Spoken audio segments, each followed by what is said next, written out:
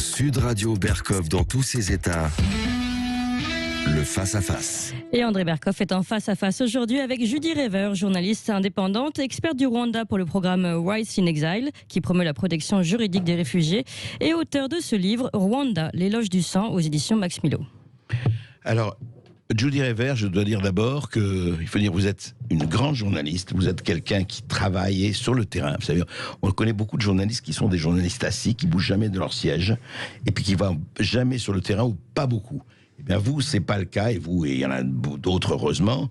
Et vous avez fait un livre tout à fait étonnant, passionnant, très fort, sur, effectivement, ce qui s'est passé au Rwanda. Je rappelle que nous avons ici des crimes, des accidents, des trucs assez terribles, des choses assez terribles, et il faut rappeler que le Rwanda, c'était un génocide.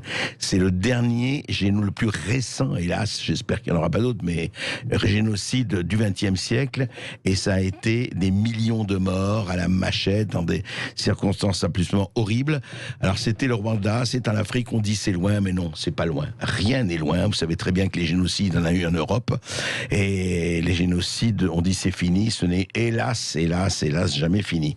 Alors, Judy Rever, moi, la question que je voulais vous poser, c'est ceci. Bon, moi, je ne connais pas bien l'histoire du Rwanda, j'ai suivi cela comme beaucoup de journalistes, mais de loin. Et alors, vous avez été votre livre, avec une enquête extrêmement approfondie, touchant, vous dites, attention, il y a eu effectivement le massacre terrible des Tutsis par les Hutus, et personne ne le nie, et c'était terrible, mais vous dites, il y a eu aussi d'autres massacres, il y a eu d'autres personnes, et aujourd'hui, avec le président actuel, on dit tout va bien dans le meilleur des mondes, mais en fait, il s'est passé beaucoup d'autres choses qui sont tout aussi graves et importantes. Alors, racontez-nous un peu, en fait, d'abord le paysage, enfin, le tableau, disons. Du livre, oui, merci. En fait, avec ce livre, je voulais établir une vérité historique. C'est vraiment l'histoire que on voulait pas entendre. Il y a toute une partie de l'histoire qui a été occultée, c'est-à-dire en même temps, ce que vous avez dit est vrai, en même temps qu'il y avait un génocide contre les Tutsis au Rwanda en 1994, en parallèle, les troupes de Paul Kagame ont commis un génocide contre les Hutus. À partir des endroits, en fait, sur le territoire qui contrôlait déjà dans le nord, et tout au long de la côte est, et ensuite dans toutes les zones qui ont été pris ou saisis par les troupes du Front patriotique rwandais de Kagame. Kagame, oui, c'est exactement. Ça. Ils ont derrière le front militaire, si vous voulez, ils ont utilisé les escadrons de morts, ils ont nettoyé les zones de la communauté Hutu en ciblant d'abord les leaders de la communauté et ensuite les paysans, les femmes, enfants, les vieillards et les hommes. Alors, Judy Rever, quand même, est-ce que vous dites que... deux questions, quand même, parce que est-ce que c'est un génocide, vraiment, on peut parler de génocide du côté des Tutsis, de FPR massacrant les Hutus, est-ce que c'est un génocide qu'on peut comparer au génocide des Hutus contre les Tutsis, et est-ce que ça n'a pas été en réaction au premier? Est-ce qu'on peut mettre les deux sur le même plan? Parce qu'on vous a aussi reproché ça en disant, mais comment vous pouvez mettre sur le même plan le génocide de ce qu'ont fait les Hutus, et que les autres ont répliqué, mais ça n'avait aucune commune mesure? C'est comparable dans le sens que, il y a des centaines de milliers de morts sur le côté Hutu. Et c'était une campagne d'extermination très planifiée.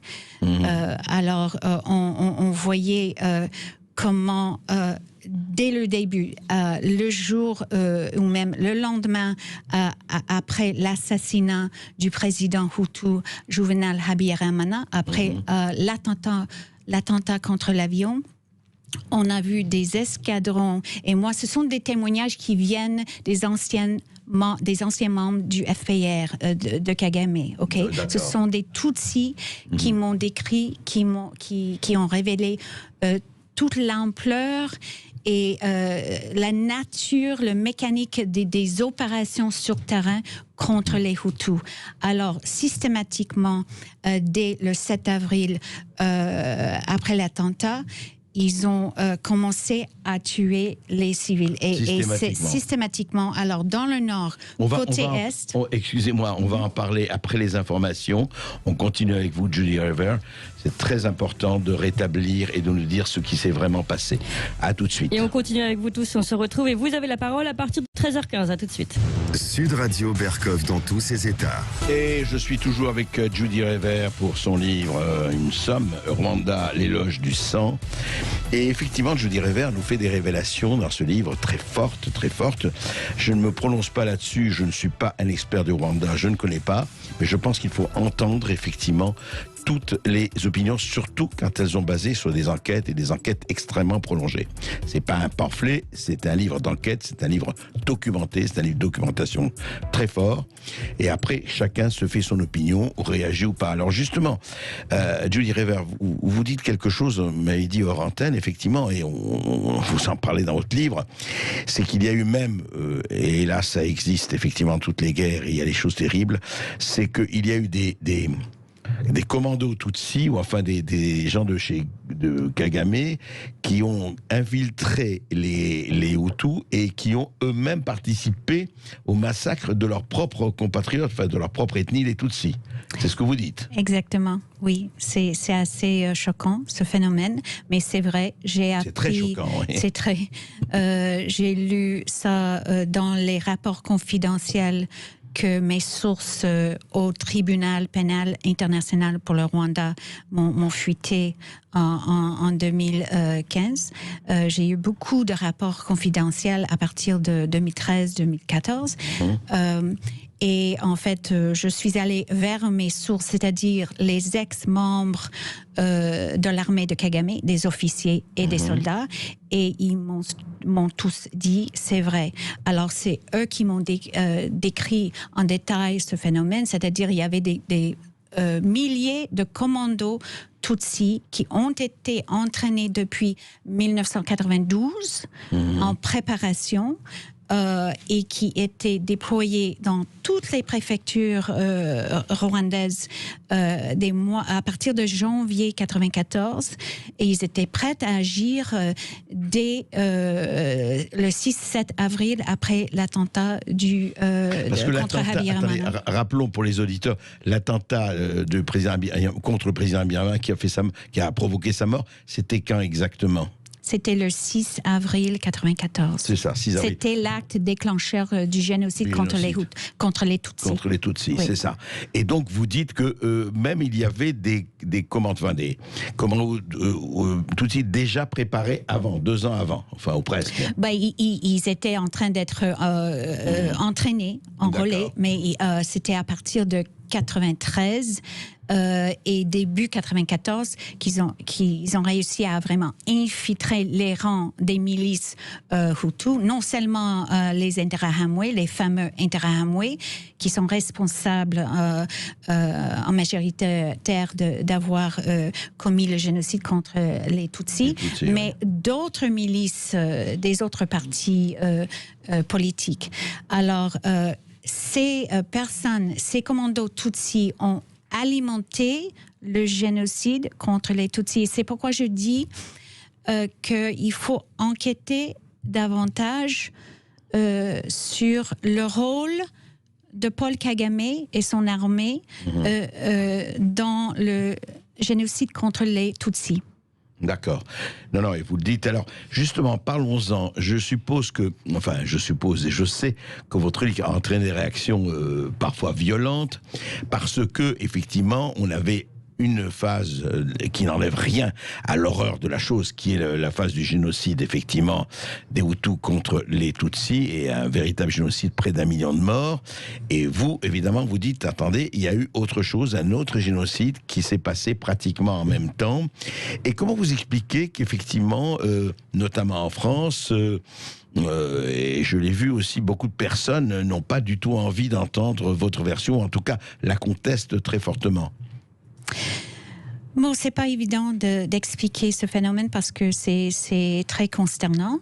Je vois surtout parmi les médias de gauche des gens, des chercheurs, mais aussi des journalistes qui sont très sectaires et très idéologiques sur cette question. Ils ont choisi leur camp, quoi. Oui, ça, exactement.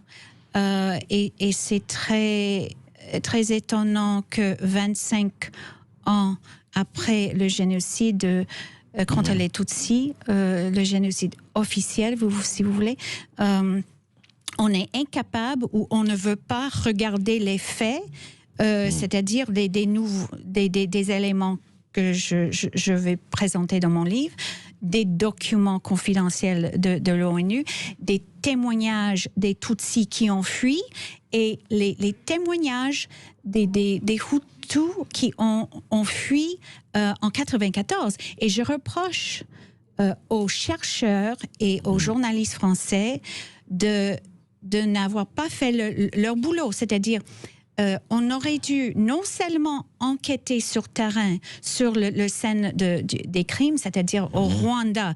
Déjà, le Rwanda, pays des vainqueurs, où le FPR contrôlait le récit avec beaucoup de propagande, mais le FPR contrôlait les témoignages que les Tutsis pouvaient donner. Alors, c'est un système de surveillance de l'État très étroit. Mais je dis que les chercheurs et les journalistes auraient dû aller dans les camps de réfugiés au Congo et en Tanzanie, en Zambie et aussi en Ouganda. Tous les camps de réfugiés, il y en a eu beaucoup. Exactement, parce que des millions au début ont fui. Des millions de Hutus ont fui le Rwanda durant le génocide. Et ces gens-là qui ont fui, personne n'osait ou ne voulait leur demander qu'est-ce que vous avez vécu en 94? Pourquoi vous avez fui? Et pourquoi vous êtes restés dans les camps de réfugiés au Congo, dans les conditions catastrophiques, au lieu de rentrer au pays après juillet 94, après la soi-disant fin du génocide, quand Kagame, tout le monde disait que Kagame a stoppé le génocide, et Kagame était en train d'instaurer la paix. Et ce qu'ils m'ont dit au Congo, dans la forêt, c'est: nous avons fui parce que, les Hutus ont fui parce que les troupes du FPR de Kagame tuaient nos familles en 94, premièrement. Deuxièmement, ils ont dit, nous voulons pas, on voulait pas rentrer après juillet 94, après la fin du génocide, parce que on a peur de ce régime, et les gens qui sont rapatriés de force ou qui rentrent disparaissent. Oui, c'est je comprends que c'est très difficile parce que, effectivement, comme vous dites, il y a eu des deux côtés. Enfin, vous dites ça, vous dites, nous, on a vu les horreurs, on a vu les images, les photos de ce génocide, encore une fois, contre les Tutsis et éliminés. Et vous dites, oui, mais il y en a eu un autre. Et c'est vrai qu'il y a eu moins de personnes, disons, qui ont enquêté. Mais à votre avis, juste, pour quelle raison? Parce que il y a eu un génocide, on ne pouvait pas supporter qu'il y ait un autre génocide, on ne pouvait pas dire que la personne qui avait été effectivement massacrée pouvait elle-même massacrer. C'est ça. C'est-à-dire que ceux qui ont été massacrés, c'est pas les mêmes qui massacraient les autres. Ou oui. Bon, c'est-à-dire, c'était la guerre. En fait, il y avait du génocide, mais cette histoire rwandaise est très très complexe. Hein. Oui, c'est pas une histoire, c'est pas un récit manichéen. C'est manichéen. C'est pas les blancs, enfin les blancs et noirs, etc. Les Tutsis ne sont pas uniquement des victimes. Les victimes, il faut dire, les victimes du génocide des Tutsis, ce sont des Tutsis de l'intérieur.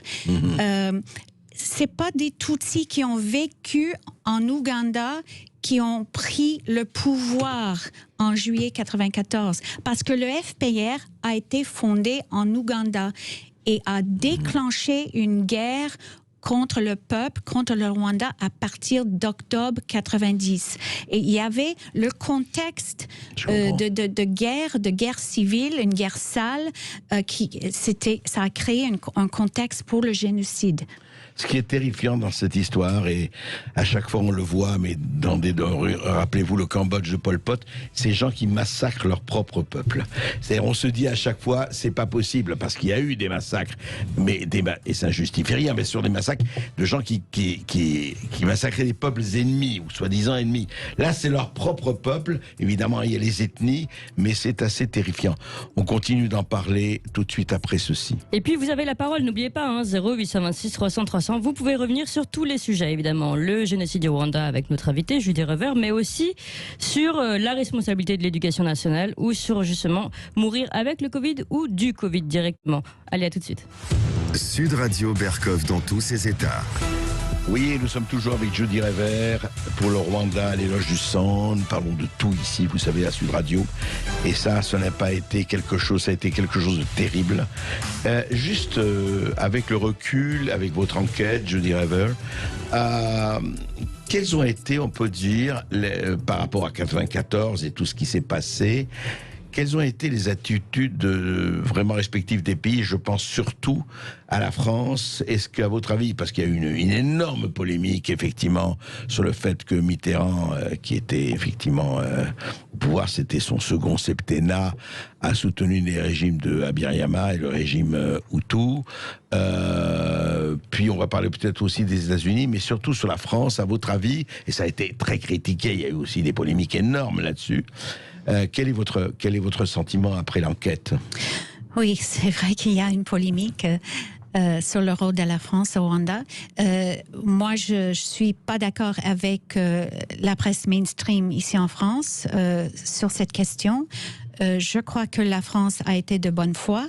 C'est sûr que le gouvernement à l'époque de Mitterrand avait donné un appui, un soutien solide sur le plan politique, économique et militaire, aussi, oui. Militaire surtout, au régime de Habyarimana.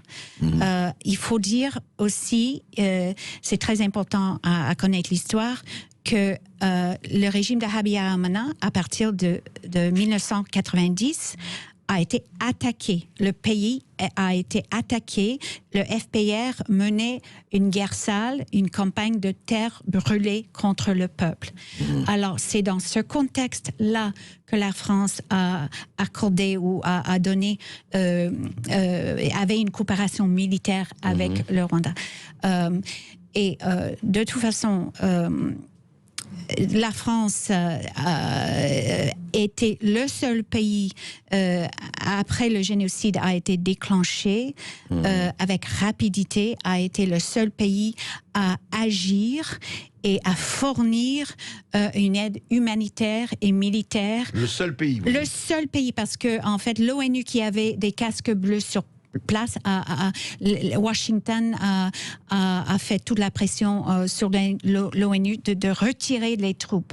Alors, la France a été le seul pays qui a essayé de sauver des Rwandais. Malheureusement, c'était très tard, c'était à la fin de juin, mais c'était quand même, ils ont réussi, en fait, la France a réussi avec son armée de sauver des milliers de personnes. Et comme chaque vie est importante et a de la valeur, je crois que c'est quelque chose à noter.